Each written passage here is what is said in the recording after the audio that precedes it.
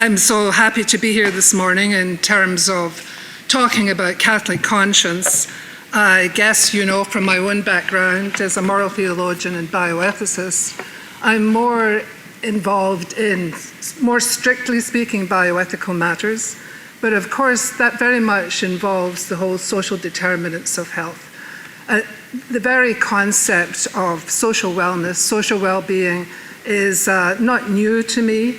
But in terms of actually being able to assess through indices, etc., the real picture in the world of how, what do we mean when we talk about well-being, I'm more inclined to look at something like the Dicastery for Integral Human Development, which is looking at all these different aspects of us in our humanity.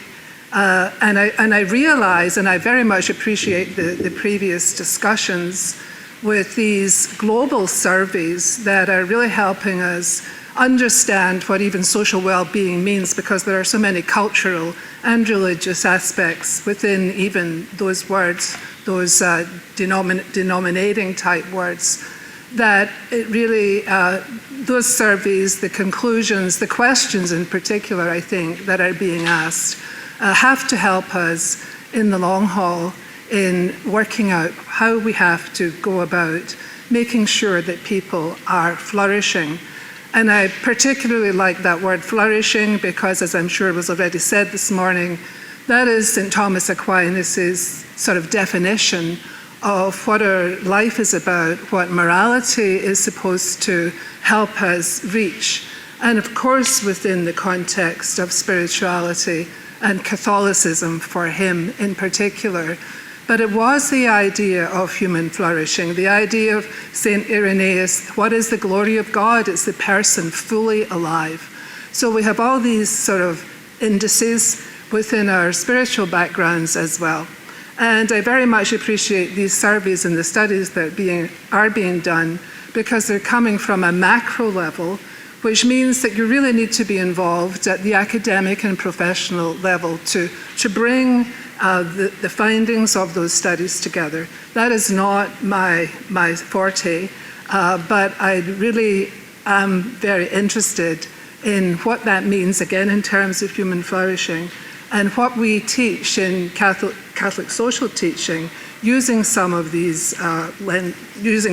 indices, rather. So, like everybody else, I think I'm having to prove that I've read the latest encyclical because it's supposed to be my work.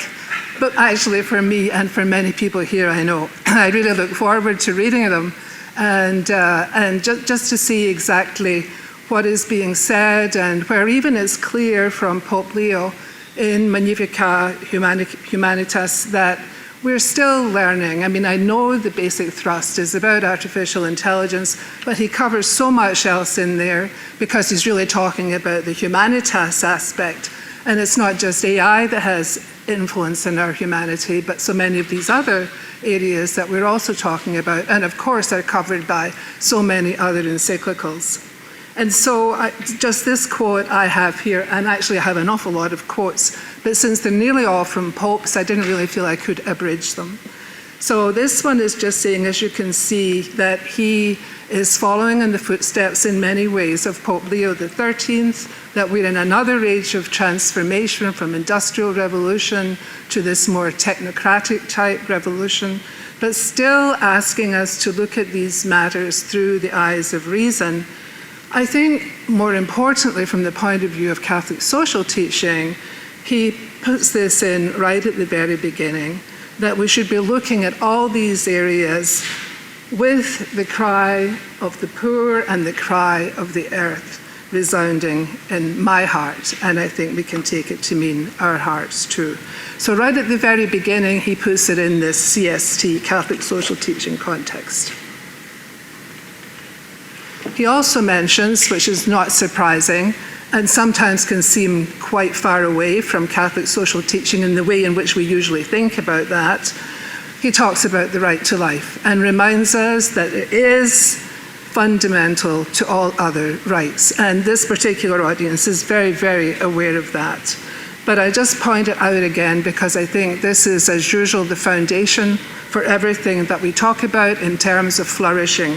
We cannot flourish if we cannot live from the very beginning, and flourishing means living well, but first of all, we have to actually have that right. Oh, it didn't move. I didn't realize.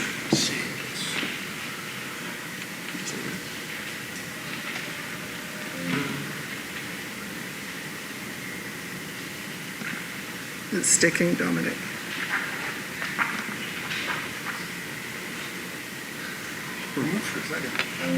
Did it? Yeah. Oh. That one's there. Okay, thank you. Let's see. It's back? Okay, there we go. Okay, thank you very much. I think probably I would have I think there's a moral in this somewhere, about technology. I did actually print mine out just in case something has happened. So it's like the best of both worlds, if you like. So just to go over very briefly, and I know there are different actual lists for what constitutes the basic principles of Catholic social teaching. And in the compendium of the social teaching of the Catholic Church, it lists these four primary reasons. I know the US Conference of Catholic Bishops lists 7 reasons, and I know Development and Peace has a list that has 12. Fair enough. One way or another, I think they all come together in these 4 sort of grounding principles. And of course, it's the protection and promotion of the individual, linked with our insistence on the common good, which makes absolute sense, talking about it, yes, politically and socially, but also spiritually and theologically, when we do consider that, the right to life made in the image and likeness of God, with the responsibility for everybody else in that common bond of being made together in the image and likeness of God, and then more specifically in Catholic teaching as being members of the body of Christ. And the question of subsidiarity, which politically and in charity, the true sense of the word, very, very important in the sense of not doing for other people what they can do for themselves, but recognizing that the principle is that just as from babyhood onwards, when we have to learn through our parents and everybody else, that some people might be teaching, but the aim is that other people will reach that level themselves and wouldn't continue beyond that. And the very important point about solidarity, which again is very similar in terms of making sure that the common good is actually implemented, but against the ideas these days of alienation and individualism, rampant individualism, the idea that we're actually together in this, that we are responsible. Bishop Hageman talked about power and responsibility, and usually when we're talking politically, we're talking about political power in terms of the governments that we will vote in. We want them to have power. What do we want them to have the power for? Well, because we feel responsible for our politics, for our neighbours, and that very broad sense of solidarity. The thing about Catholic social teaching, though, is, and sometimes I think these points are forgotten, is that all these basic principles, especially since Vatican II, but also before that, have to be seen within the preferential option for the poor. And this is fundamental to Catholic social teaching, as is this other area, the universal destination of goods, which is debated far and wide and can have some interesting connotations. And certainly both of these, seen with the other 4 principles within these contexts, present us with pretty severe challenges. I don't know if you remember Campaign 2000, which was actually started before 2000 in Canada, and it was to make Canadians aware of the poverty within Canada. So Canada generally, everybody including Indigenous, the attacking, if you like, the rates of poverty and trying to make us more and more aware. The hope was that this would be implemented. Nobody ever expects it will be completely rectified, but at least improved significantly. by the year 2000. And now we find we're in 2026, there is still a lack of government progress in addressing child poverty and other types of poverty. Child poverty obviously really comes from family poverty, but Campaign 2000 was at least trying to help us see, by helping children, that would improve materially the way they would progress into adulthood. I mentioned that idea of well-being as a concept, and Dominic, I don't know if you can play this little video for me. I wanted to play it because the University of Waterloo here in Canada does have an initiative which they are calling the Canadian Index of Well-being. So Dominic, if I click this, will it work? I'm sort of relying on everybody else for the technology. Yeah. If it doesn't, it doesn't matter. I can skip it.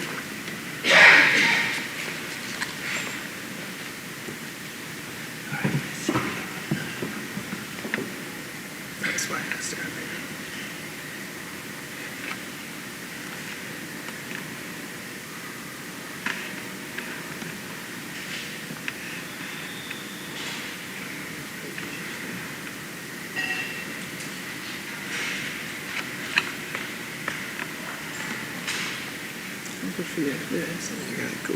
It's 4 minutes. All right. Canada is at the threshold of a defining moment of change, a moment of innovation, and of clarity. This is the Canadian Index of Wellbeing, a new way of focusing on how we're doing in Canada, not just how much our economy is growing, but how well we live. But let's start at the beginning.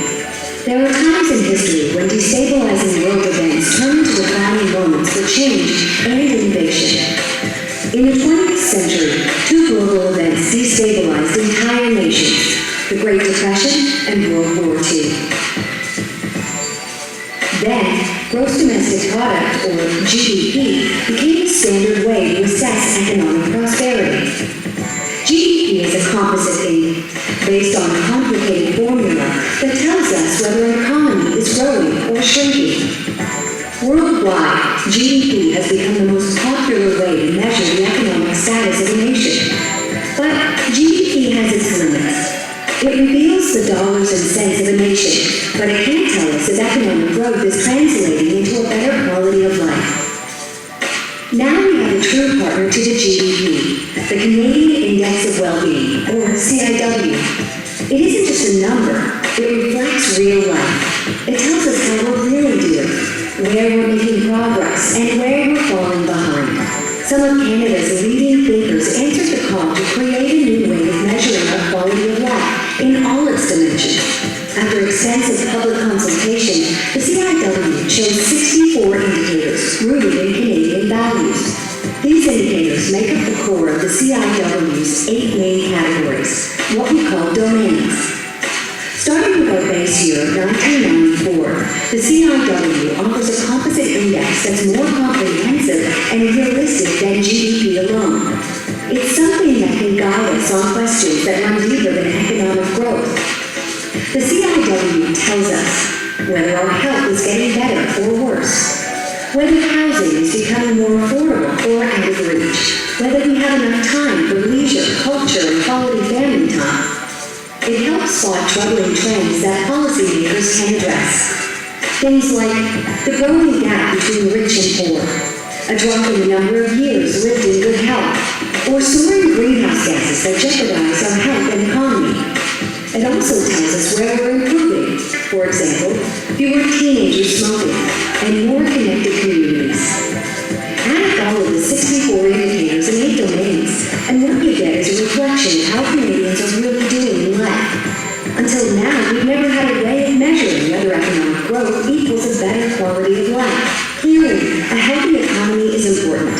But can we really call it progress if it comes at the expense of our personal time, a more stressful life, and a planet left in peril for our children and grandchildren?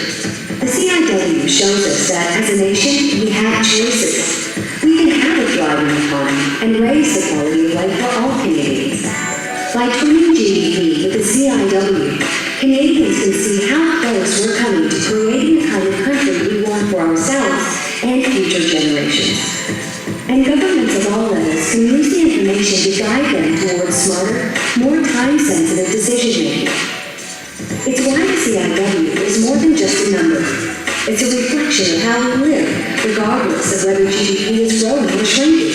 It's a made-in-Canada innovation, and we're proud to launch it into the world during such a defining moment. What choices would you make? We challenge each of you to start the conversation.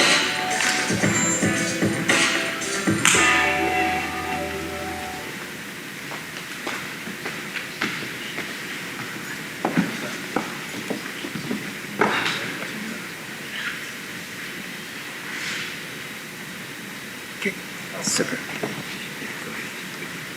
Thank you so much. Still sticking for some reason.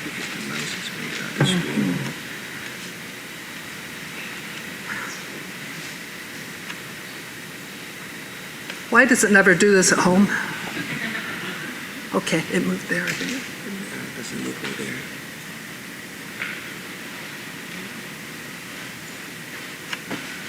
On that page. Okay. There you go.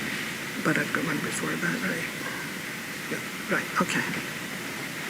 Okay, so a Canadian attempt, you will be aware of the types of questions that it didn't raise, including spirituality or religion or even happiness. It's this more generic sense of all these other factors, but they're important about how we spend our time, how we relate to other people, the question of health, all these matters that are fundamental just for our everyday, daily life, in fact.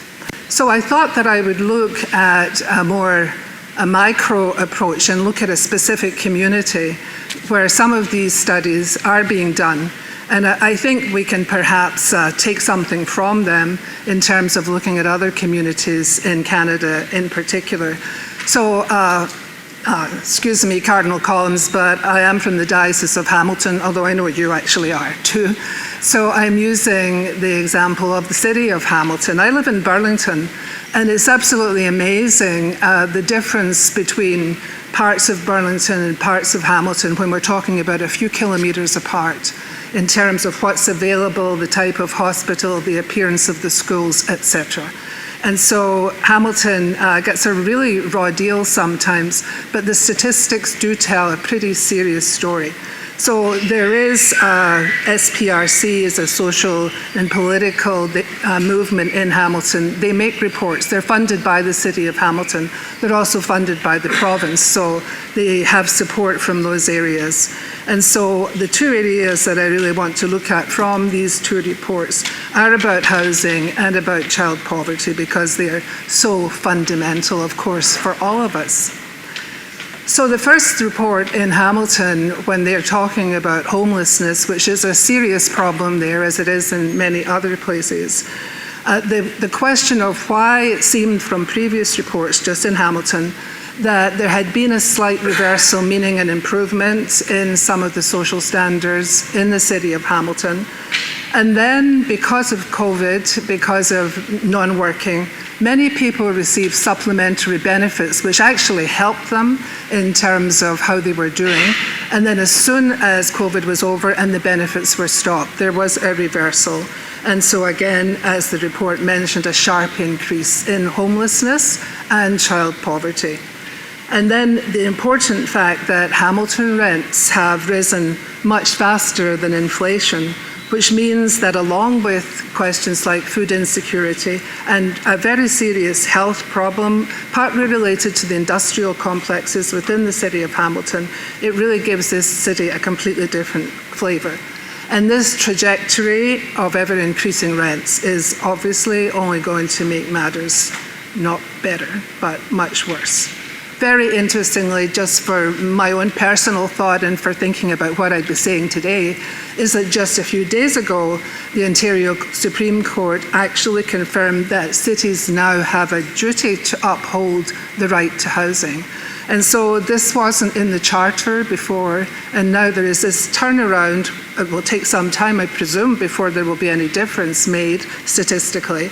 But at least it means that housing, and homelessness, meaning housing should be provided, would have the same equality provisions as in the other sections of the charter.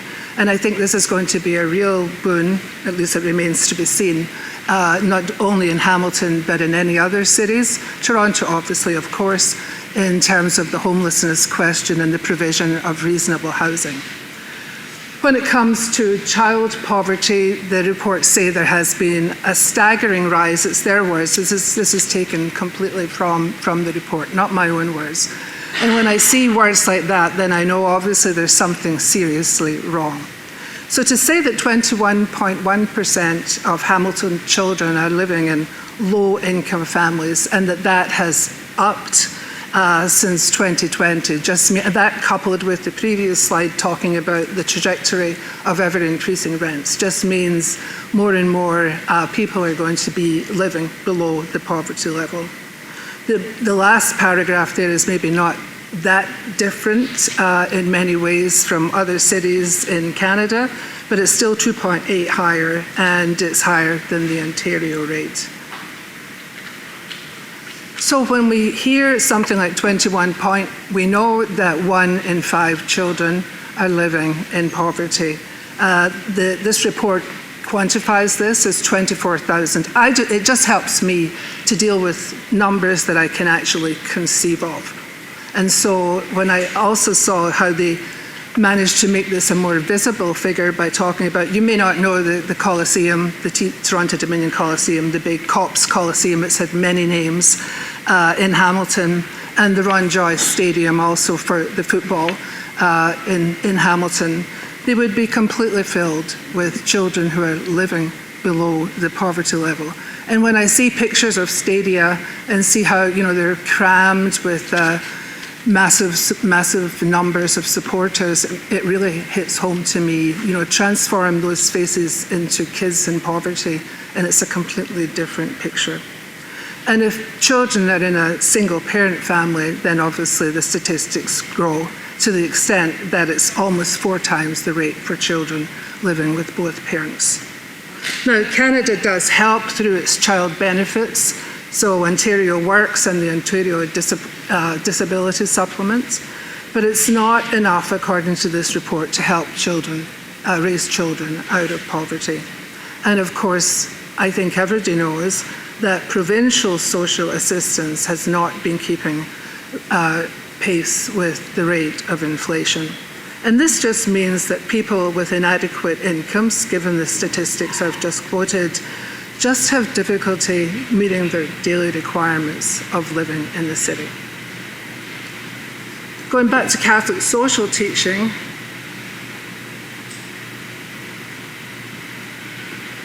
it covers so many areas. Like previous speakers, I don't have enough time to go into those other areas, which I think are very, very important. And I'm on one of the committees that's really trying to find more political ways to deal with it. It will be very interesting for me to be able to take some of the information from this particular conference back to one of those committees, especially homelessness, which I've always had an absolute dread of, not so much for myself, but a dread for people when I see them in their encampments and in the different places where they're left to sleep overnight, despite all the other provisions that I know are also being made for them.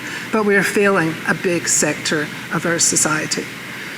There are so many areas in Catholic social teaching that always have to be considered. So I can't just talk about child poverty. I can't just talk about homelessness, no matter how big those particular sectors are. There are all these other areas that we need to be able to apply our teaching, especially talking about the preferential option for the poor.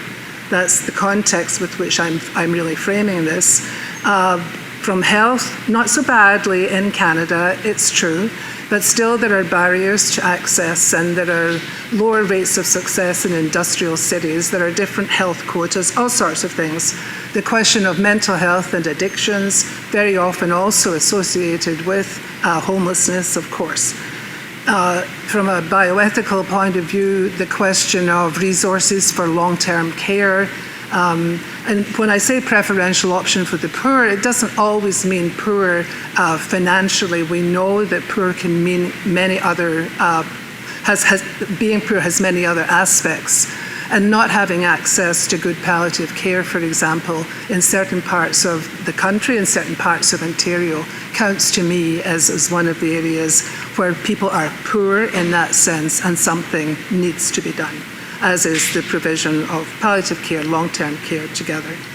The question of water, especially in some indigenous areas, it boggles the mind that something like clean water, which the Romans and people long before them were able to pipe into their cities, long before they had engineering skills the way we do, but we cannot have clean water in some areas, that some reserves are not able to have clean water. The bottled water has to be their way of dealing with everyday life. I look at questions like defense and AI, and I question the priorities. Again, I'm not saying we don't need to have a defense strategy.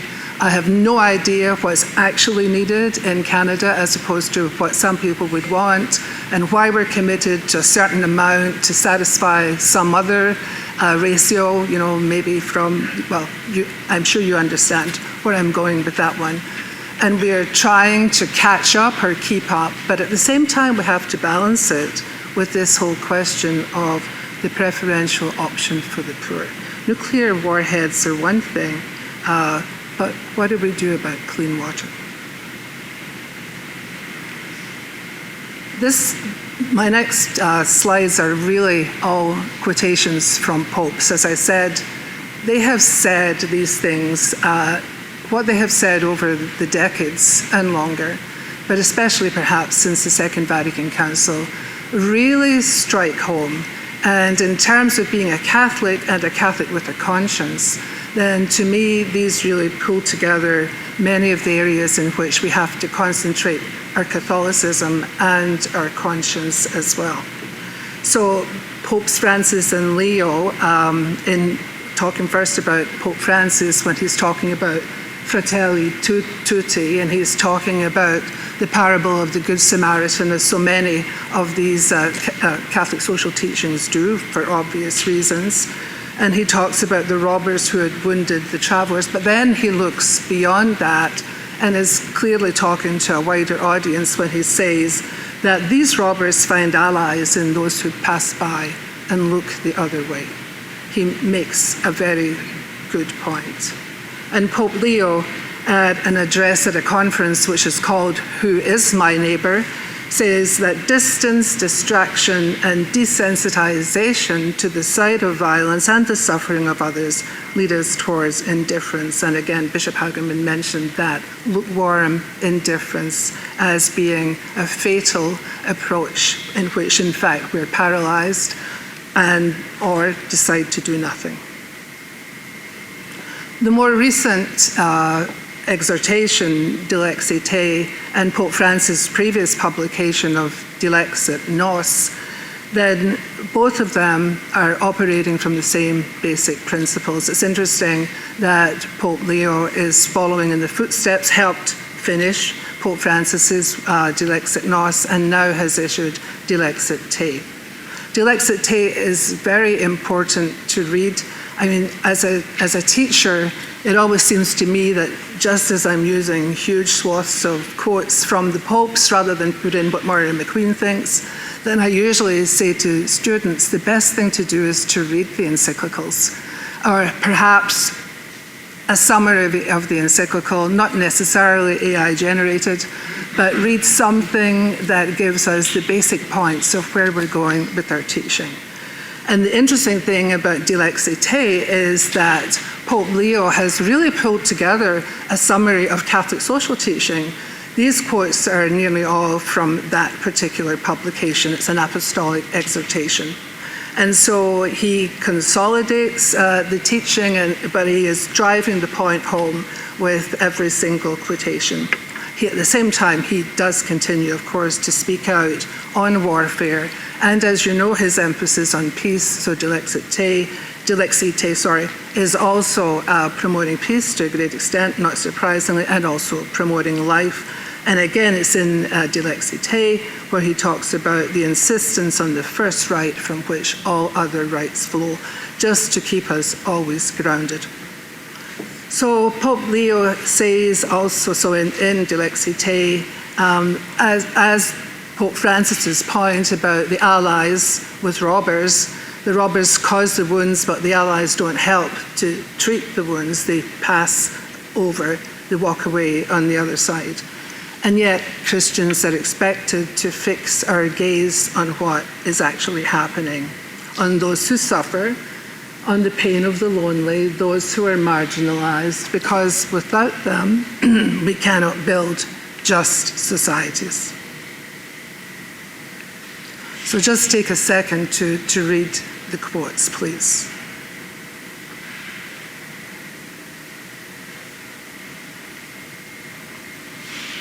He goes back to Gaudium et Spes, so in the Second Vatican Council, the pastoral constitution of the Church in the modern world. So he's building again on that very important constitution. As you know, the constitutions from a council are the highest level of teaching authority in the Catholic Church.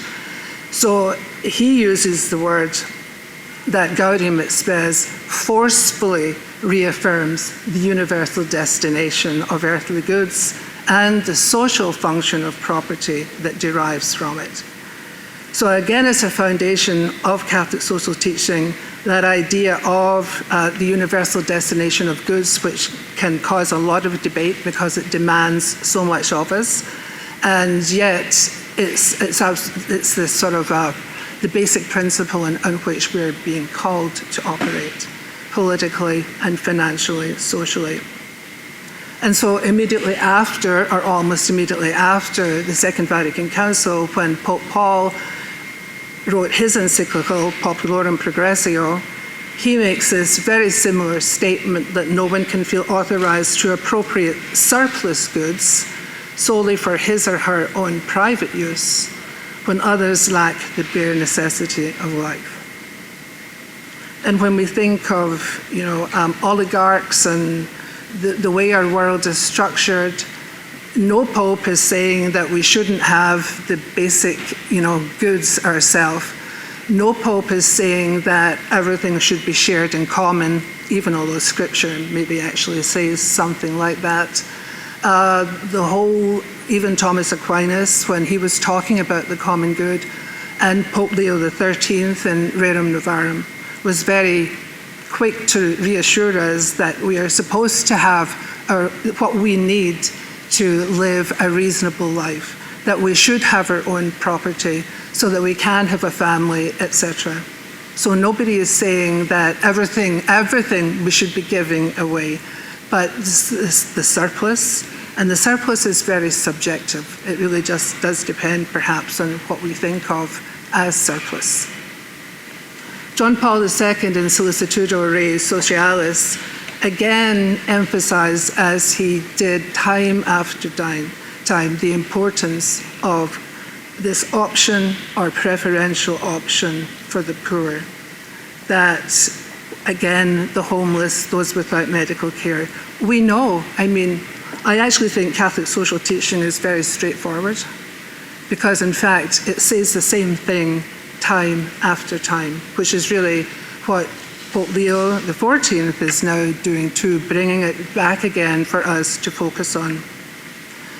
Pope Benedict actually took a fairly, I would call it, a political turn in amongst his many incredibly theological writings. And in Caritas in Veritate, which has been referenced already, he does talk about the more we try to achieve the common good, the more we realize and work on the real needs of our neighbors, then we're actually loving our neighbor. And he pointed here to what's missing, so the political aspect. And again, we're aware of this, and to a certain extent, we're not totally lacking in provisions for political helping of people in need, these economic institutions. But he says capable of guaranteeing regular access to sufficient food and water for nutritional needs. That's scaling it down to a very basic provision.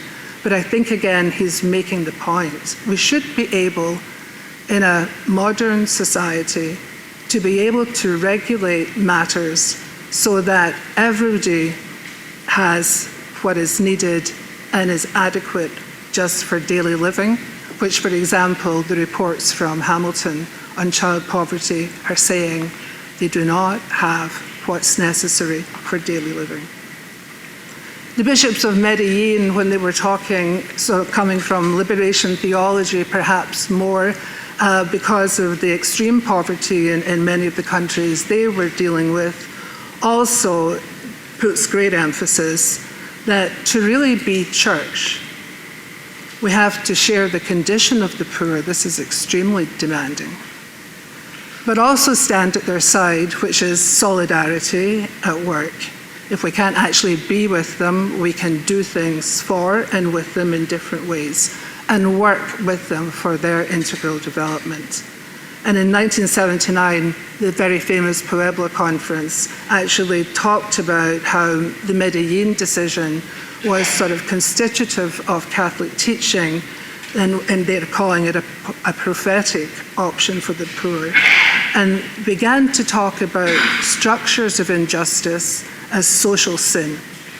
So in Catholic theology, where we were so used to talking about mortal sin and venial sin, and all the concomitants that go with that, then this idea of social sin was something broader that meant all of us were involved in it. This is not personal sin. This is not just something that I do that's either serious or not so serious, but it's something that's calling all of us to be involved in. And if we sort of don't participate in remedying a situation, then we are perpetuating these structures of sin, which are now also termed in church teaching as social sin.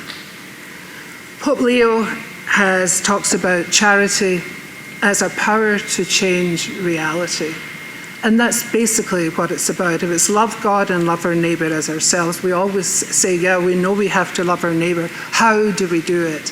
And yet I think time after time, it's pointed out to us very clearly how we can do it and how we are to do it. And Pope Leo is actually, again, talking about structures of injustice, structures of sin, and is calling on us to resolve the structural causes of poverty. Poverty, which in fact is a social sin. He calls it a pressing need that cannot be delayed, and certainly when I read either micro or macro surveys, it's very clear that much has to be done. He also talks about us as a society needing to be cured of a sickness which can only lead to new crises. And I think we can reflect on what kind of sickness that is, and whether or not it's something that's curable, and whether it's not, it's something we can cure ourselves of, as well as look into the broader society. The Congregation for the Doctrine of the Faith, most of us are used to their pronouncements as being very specific in dealing with morality at the many different levels, and so not just sexual morality or the many manifestations with which we're very familiar with that congregation, dicastery now, I know. But this particular quote was made by them when they were at the congregation.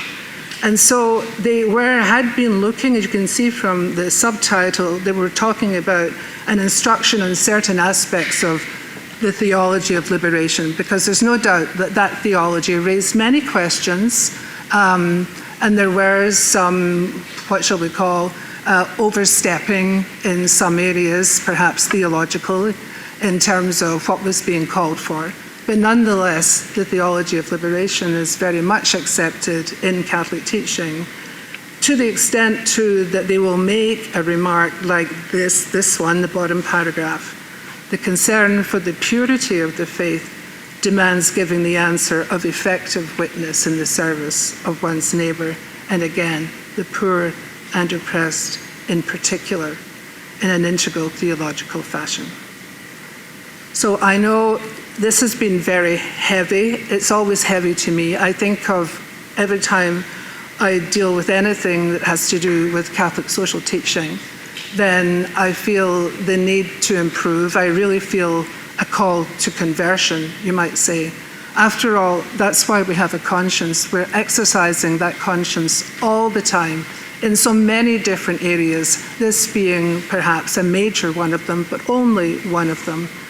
And so that call to exercise my conscience, find out new facts, reflect on the facts, see what can be done about the facts. What do other people think about the facts? What am I doing about the common good? What am I doing that's standing in solidarity? All these questions are questions for individual conscience.